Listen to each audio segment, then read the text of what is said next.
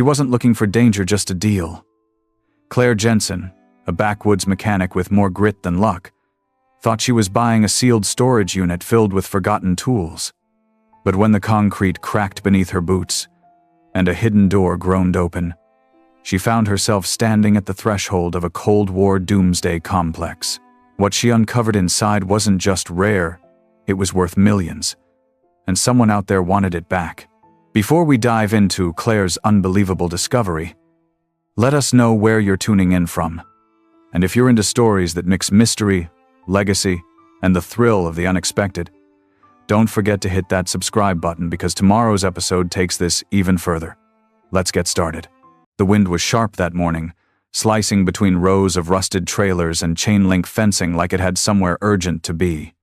Claire Jensen stood in a worn canvas jacket outside storage lot 14, her boots grinding against cracked pavement, the smell of old oil and dust settling in her lungs. It was the kind of place people forgot about, tucked behind a shuttered textile mill, past a burned-out diner, and just shy of the river nobody swam in anymore. She'd been coming to these online auctions for years now, always on the hunt for tools, old parts, machines that could be brought back to life. Most of the time, it was junk. But this one had felt different, too clean, too unlabeled. A unit with no interior photos, no name on the lease, and a bidding history that ended as quickly as it began. Final price, $412 and change. The lock was bigger than most. Heavy, military grade, and coated in the kind of corrosion that meant it had been exposed to time, not weather. She crouched down, fingers gloved and careful, and examined the hinges. Welded. Not bolted. That was the first red flag. Most storage units had standard industrial fittings. This one had been reinforced not from the outside, but from within. She stood up slowly, a dull chill running through her spine. For a second, she thought about walking away. But Claire Jensen wasn't the type. She had rebuilt engines that other mechanics declared scrap. She had soldered circuit boards in motel bathrooms and taught herself welding from a VHS tape. Whatever was behind this door, she'd earned the right to see it. With a grunt, she fit the portable grinder to the edge of the lock and let the sparks fly. The shrieking metal echoed through the lot, bouncing off rusted cars and busted chain link. It took nearly 10 minutes, but when the lock finally dropped, it landed with a thud that felt too final, too deliberate. She reached for the handle, took one breath, and rolled the door upward. It groaned like an old man, waking from a coma. The inside of the unit was pitch black. No light, no sound, no smell, nothing. Just stillness. She clicked on her flashlight and swept the beam slowly. A stack of empty shelving units. A metal crate, sealed. Dust thick enough to write in.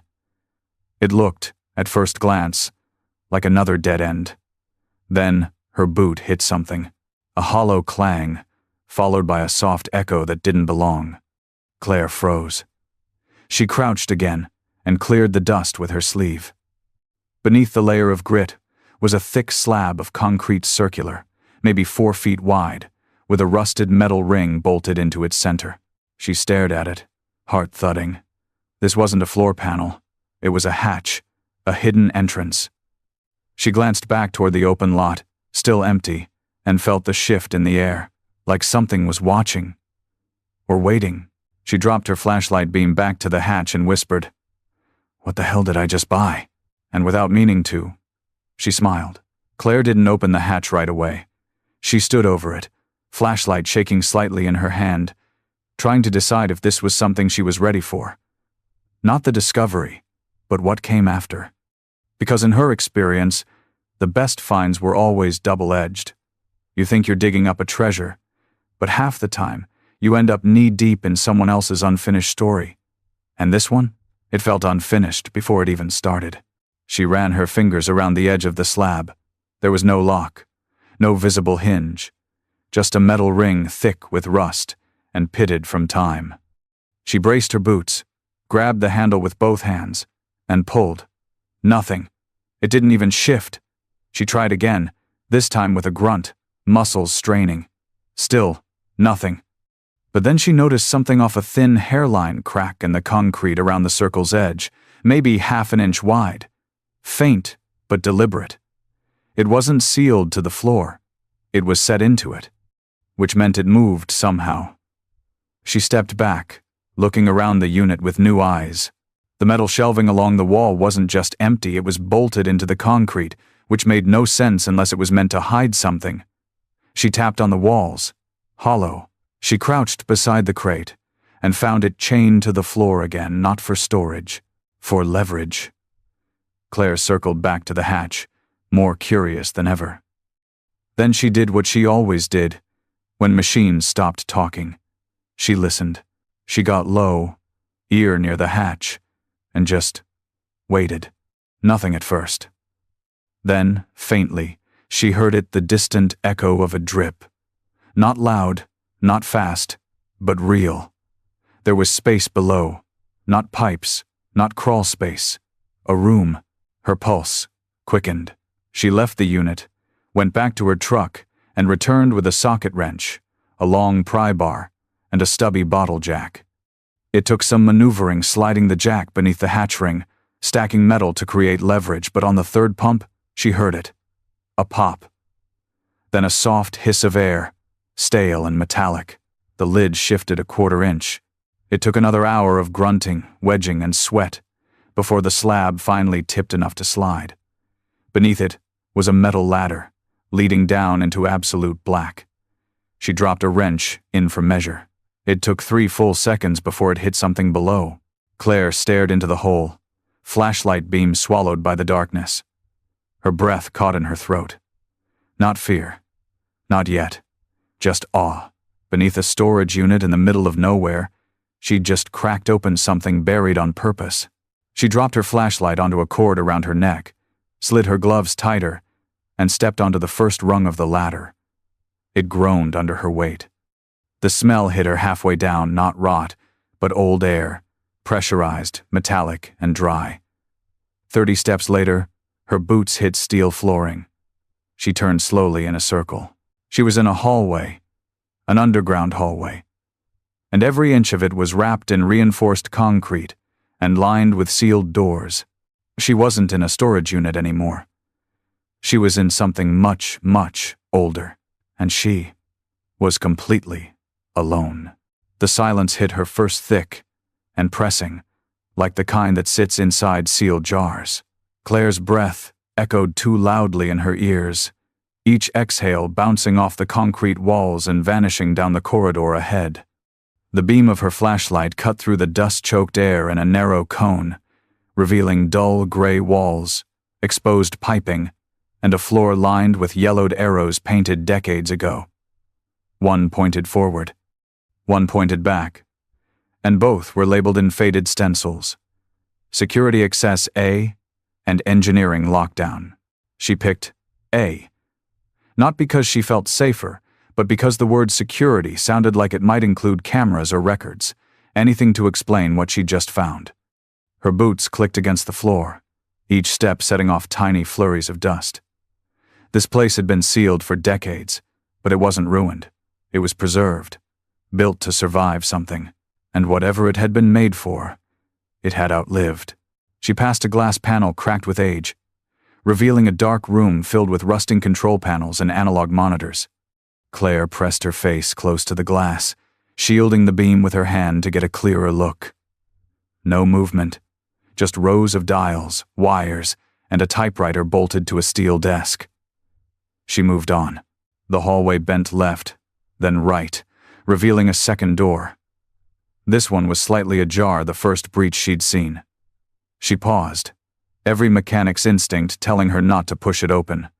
But curiosity overrode caution. Slowly, Claire nudged the door wider with her boot. Inside was what looked like a break room. Vinyl chairs, a round table covered in ancient dust, and a wall-mounted bulletin board lined with curled paper. Level 3, deep storage clean, up duty week of Sept. 14, 20, 1987. Her breath hitched. 1987. 987. That was nearly 4 decades ago. And this place hadn't just been built, it had been used. She stepped fully inside, eyes scanning every inch. Mugs sat on the table, fossilized coffee inside. A pair of boots under a bench. Someone had left in a hurry, or not at all. Claire turned toward a row of lockers, most of them shut tight, one slightly ajar. She opened it gently. Inside was a folded uniform, navy blue, no name tag, just a patch stitched into the shoulder. Section 7 Priority Staff. She pulled the patch closer to her light. Below the main seal was a strange subheading. Doomsday Readiness Division. The words rattled something in her gut, a term she'd only ever heard whispered in old news articles or fringe conspiracy threads. But now it was here, embroidered on a uniform, inside a bunker no one seemed to remember. The air around her felt colder suddenly. She turned back toward the hallway, toward the ladder, but she wasn't done yet. Not even close. There were more doors to open, more shadows to walk through.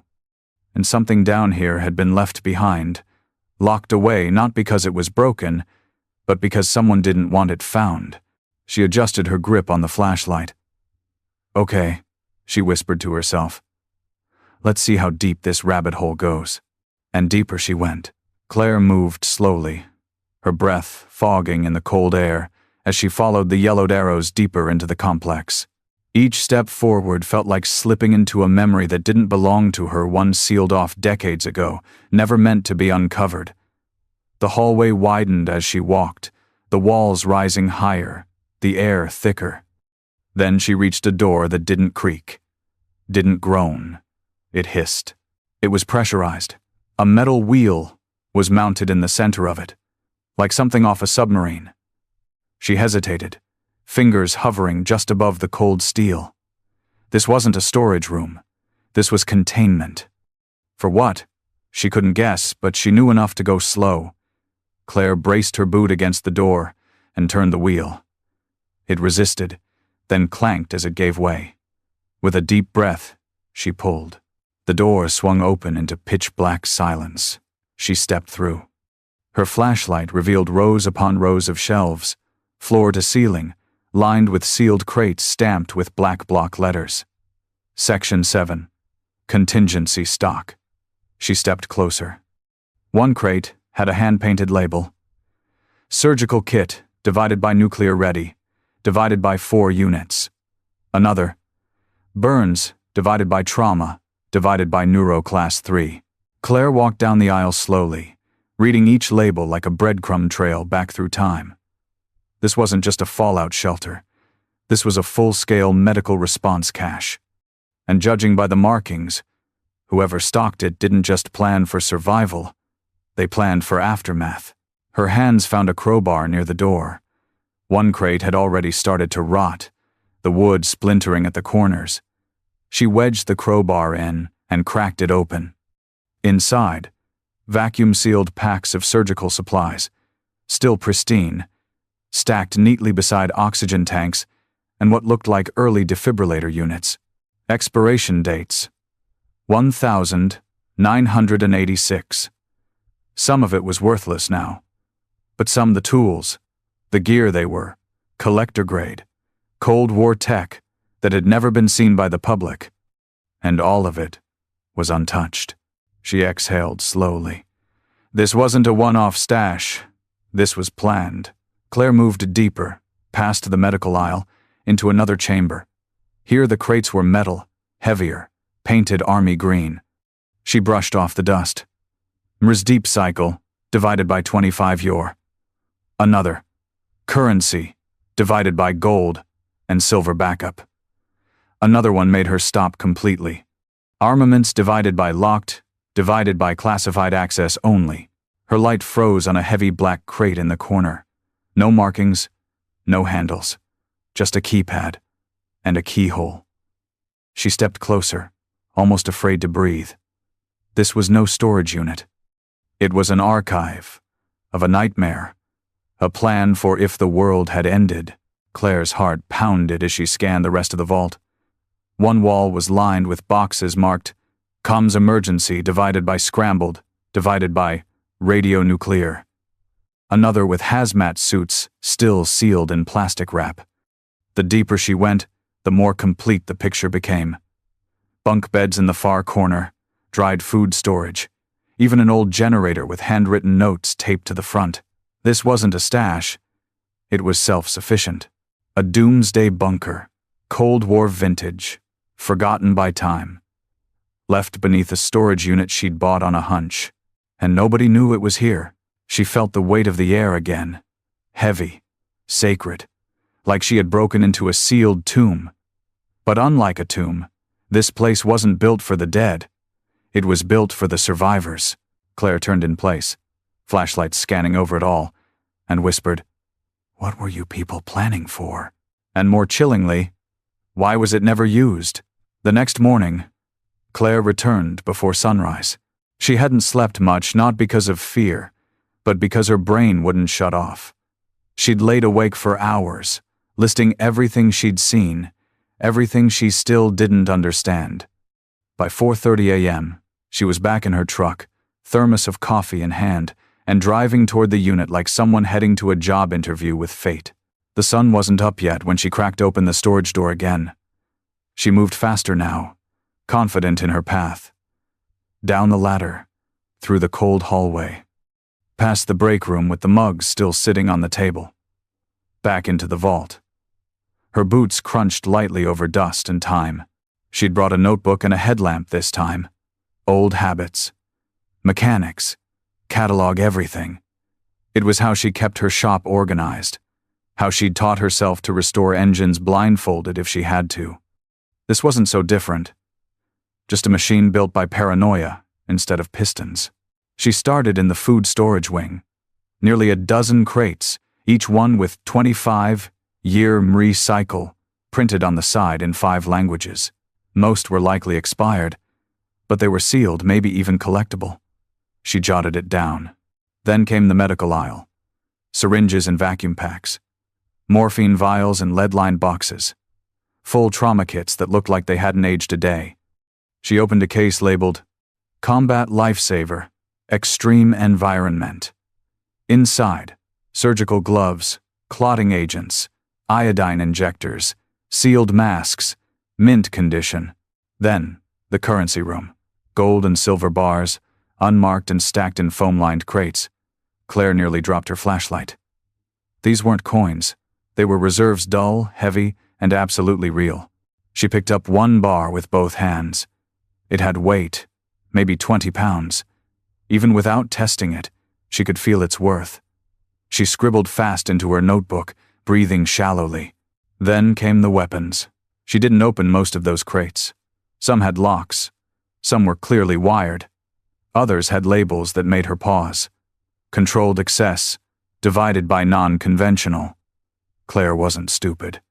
She made a note and backed away. She didn't come here looking for danger, but she was surrounded by it now. The gear, though that was different, hazmat suits, radiation meters, hand-cranked radios, vintage, but not useless. She even found an old Geiger counter with the original battery still in its case. Shelves of tools, portable welders, gas masks, and water purification tablets, all sealed in foil. It wasn't just survival gear. It was untouched history. And then, in a back corner of the vault, she found the inventory log.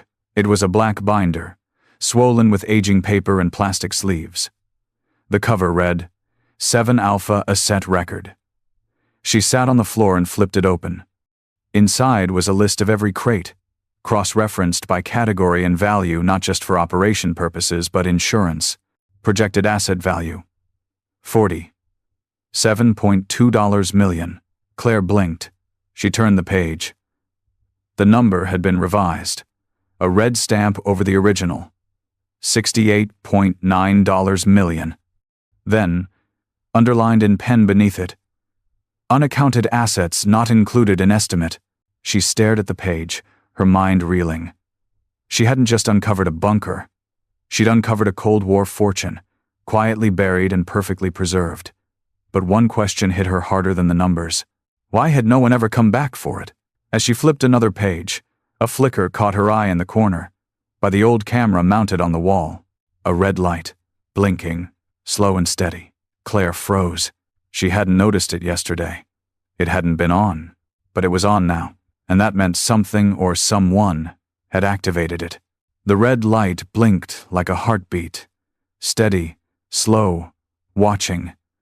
Claire stared at it from across the vault, frozen in place, unsure whether to move or kill the flashlight. Every instinct screamed that she wasn't alone anymore, even though nothing else in the room had changed. The blinking wasn't fast, it wasn't threatening, it was patient, like whatever had turned it on had time to wait. She lowered her headlamp, casting the bunker into shadow, except for the faint pulse of that light. It wasn't connected to any obvious system. No wires ran from the camera, no blinking terminals or humming drives. Just a matte black box mounted high near the ceiling, almost invisible if you didn't know where to look. She backed away from it slowly, steps measured. Her notebook pressed to her chest, heart racing beneath the denim. She didn't run. Running made noise. Running invited things to chase. Claire Jensen didn't run unless there was fire or fumes. This wasn't either yet. Once outside the vault, she moved faster. Past the medical storage, past the Doomsday gear, up the hallway that suddenly felt colder. When she reached the ladder, she paused at the bottom rung and looked back. Still quiet. Still empty. She climbed. Above ground, the morning was full and bright. Birds chirped. A dog barked somewhere beyond the fence. The world was turning as if there wasn't a Cold War ghost buried right beneath it. She stood for a moment by her truck, unsure what to do next. Because now she had questions, real ones, about who had built that place, about who had funded it, and most of all who was still watching it. That camera didn't activate itself. Someone, somewhere, had turned it on. Maybe remotely, maybe automatically. But the point was, the system still worked. And she'd just triggered it. She drove back to the garage, locked the gate behind her, rolled the bay door shut and stood in the middle of the shop, letting the quiet settle over her. The concrete still smelled faintly of grease and oil, familiar. Grounding. She paced for a while, rereading her notes, cross-referencing serial numbers she'd jotted down from the crates. One of them, TX4817R9, had a faint familiarity. She grabbed her old laptop, the one she only used for diagnostics, and started digging. Not on Google, this kind of thing didn't live on the surface web. She pulled up old military contractor databases, the kind archived by hobbyists and watchdog groups. A few pages in, she found it. TX4817R9, listed as Classified Asset. Section 7. Project Hollow Point. Status: inactive, but not removed. Just archived, buried. Like the complex itself. Claire sat back in her chair, mind spinning. She wasn't dealing with a forgotten bomb shelter. She was inside a classified government fallback site, one likely scrubbed from records and left hidden on purpose. And if the system still had power, then something was still connected. Maybe satellite, maybe relay, maybe worse. She felt the paranoia start to itch in her skin. Then she noticed something that made her stomach knot. Her toolbox, the drawer she always locked wide open. She hadn't touched it in days. Nothing was missing. But the tape on the corner, the piece she always folded back for easy grab, gone. Someone had been in here, not underground. Here, Claire moved quietly to the shop door, flipped the deadbolt, then shut every blind.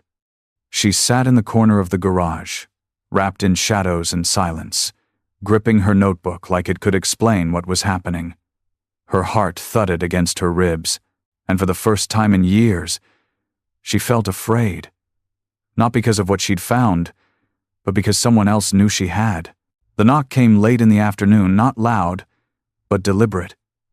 Claire had been underneath the hood of a '92 Jeep Cherokee, trying to shake the nerves loose with something normal. She wasn't even sure what she was fixing anymore. Her hands moved on instinct, but her brain was somewhere else entirely. Back underground. Back with that blinking red light. The knock came again. 2 short raps. Not curious, not aggressive. Familiar, almost. She wiped her hands on a rag, quietly stepped to the window, and peeked through the blinds. A man stood on the edge of the lot. Mid-50s, maybe older. Clean boots. Tan jacket zipped halfway. Aviator sunglasses, the kind nobody wore anymore unless they had something to hide. He wasn't a local. Claire knew every face in town. This one was government or ex-military. She could see it in the way he stood. Straight, like he was never off duty. She didn't open the door. "You lost?" she called through the steel. The man smiled, polite, not warm. "Looking for Claire Jensen." Who's asking?" He reached into his coat pocket slowly and pulled out a card. He didn't push it under the door, just held it up between 2 fingers. The card was blank, just a raised imprint. D. Foster. Historical Asset Recovery. Claire stared at it. "History, huh? We track forgotten things," he said smoothly. "Occasionally, someone finds something they weren't supposed to. I'm here to offer help, before this gets messy." There was no threat in his tone, but it still made her blood go cold. She unlocked the door but left the chain on. "You, with the government?" He shook his head. "Not exactly. Not anymore. I work with a private division. We specialize in protecting legacy assets, ones that weren't meant to resurface." "You mean the bunker?" Claire said flatly.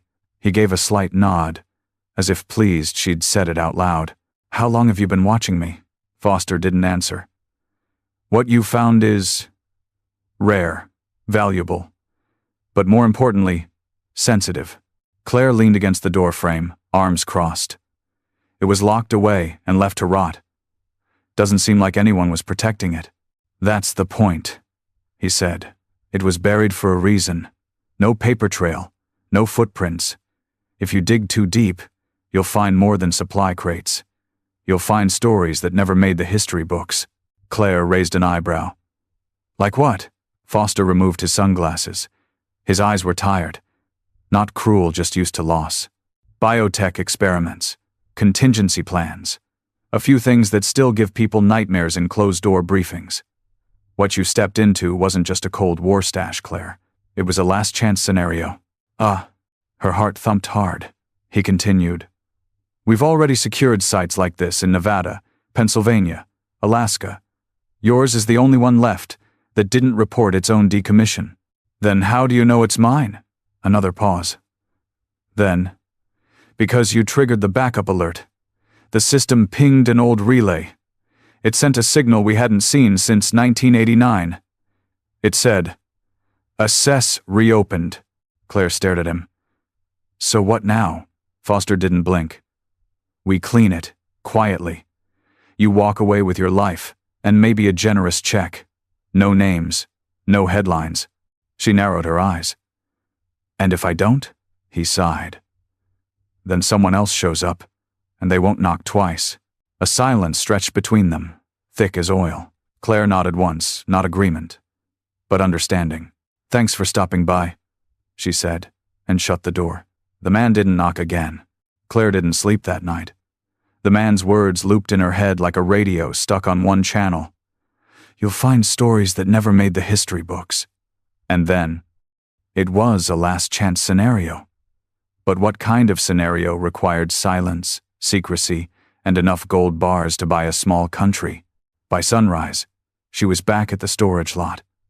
This time, she didn't park out front. She left her truck half a block away, gear in the bed, bolt cutters tucked beneath her jacket. If someone was watching, she didn't want to make it easy. She waited a full hour near the back fence, watching for movement. Nothing.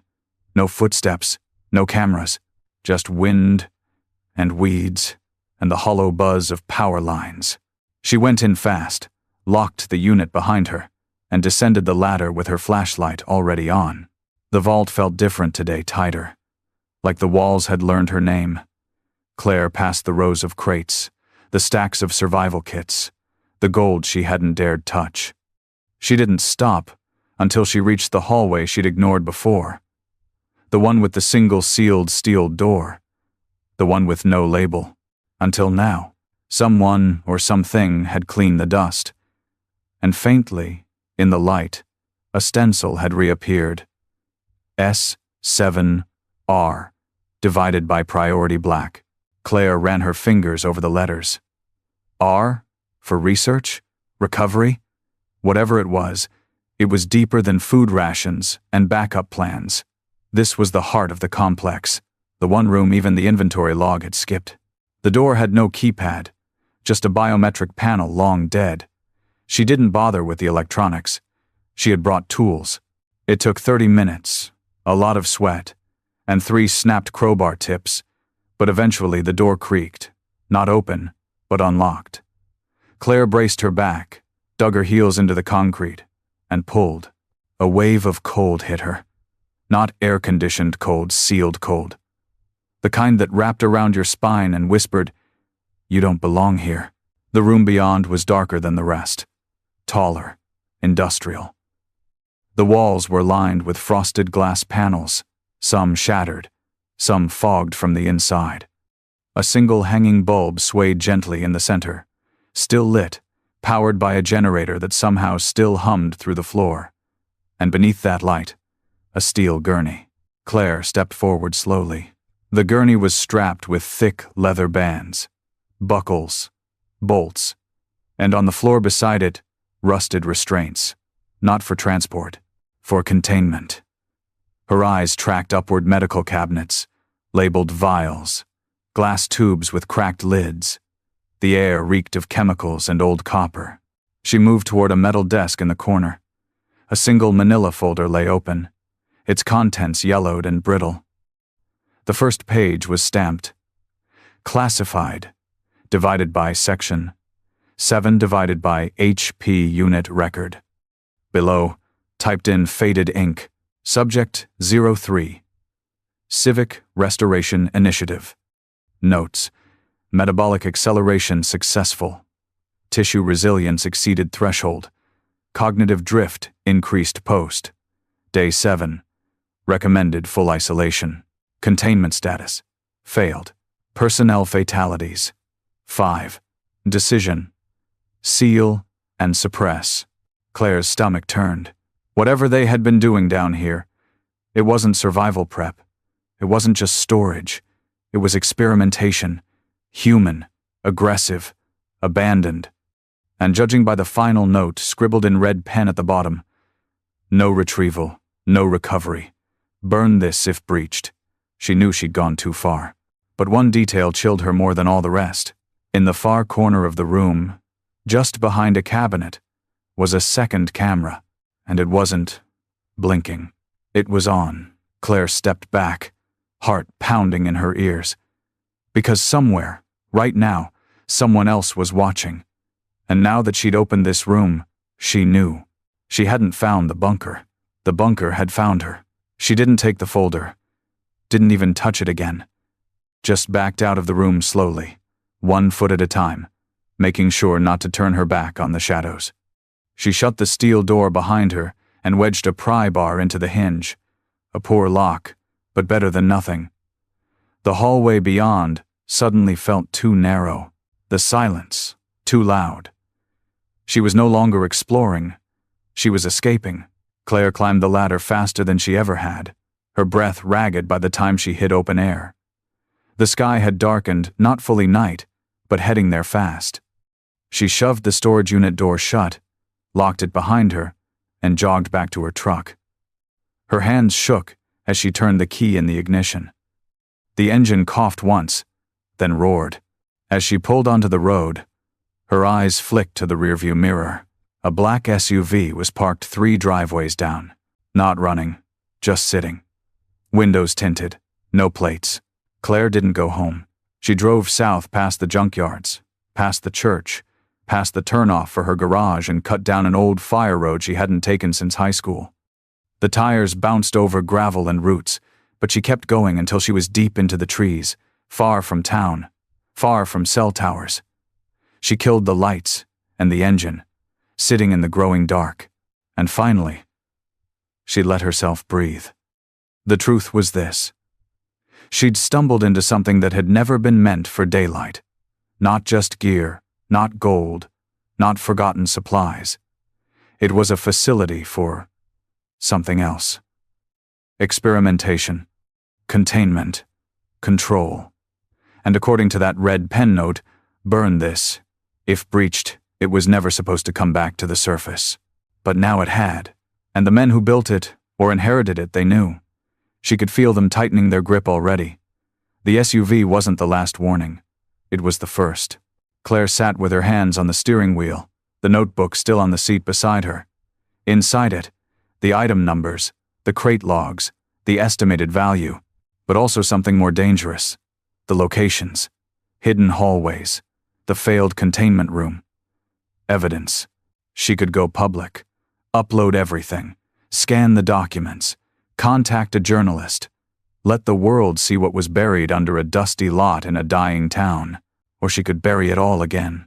She thought of the gear, the gold, the weapons, the folder labeled Civic Restoration Initiative, the gurney, the restraints, the second camera, and the red blinking light that had turned on without warning. Then she remembered Foster's voice, calm, clinical, quietly regretful.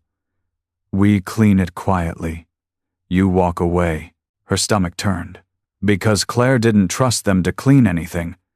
If she left the bunker open, they'd come. And whatever was left down there, whatever was woken up, they'd either lock it down again or erase everyone connected to it, including her. Her hands tightened. This was her last chance. She started the engine again and drove back under cover of night. No headlights, no radio, just the pulse in her ears and the weight of decision. When she reached the lot, it was empty. The SUV was gone.